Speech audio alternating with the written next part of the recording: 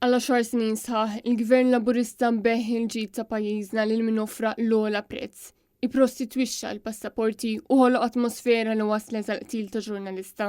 Dan fil-waqt li jibqa' jagħti l-impjiegi u l-favuri biex jitħabbeb politikament. Din mhux għajnuna imma diskriminazzjoni. Dan kien is-sentiment espress fl-editorjal tat-Times fl-istess ġimgħa li fiha skala l-iskandlu tal-liċenzji tas-sewqan. Ġimgħa li fiha l-Prim Ministru Robert Abela baqa' jiddefendi lill-Ministri kollha tiegħu inkluż lil Jimborġ. Niddefendi nerġa' lill-Ministru Jimborġ lill-uffiċjali tal-Customer Care fl-uffiċċju tiegħi. It-Times spjegat li f'demokrazija normali kemm il-Ministri u possibilment anka l-Prim Ministru kien jirriżenja u kienet tissejjaħ elezzjoni quddiem rekit bħal dan. Iżda fil-politika Maltija hawn sens ta' impunità għal dawn l-istandards. L-editorjal kompla jgħid li meta l-poplu ripetutament jisma' li dak li qed jara ċar qudiemu mhux minnu, eventwalment jibda jiddubita minnu nnifsu u din il-verità twassal għal appatija li xxekkel id-demokrazija.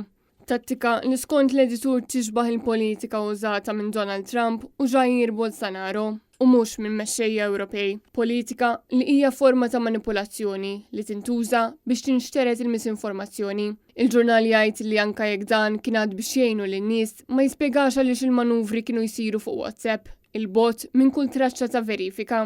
Blajnuna tingħata lil dawk li jagħtu l-appoġġ tagħhom lill-Partit Laburista u għalhekk dawk tal-qalba jaqbżu l-kju u l-oħrajn jibqgħu jistennew. L-editorjali temm jgħid li l-inqas ħaġa li seta' għamel Abela kienet li jgħid li qed jinvestiga dan ir-rekit. Madankollu din id-darba għażel li jkompli għażjed fil-baxx bl-iskuża li qed jgħin lin-nies.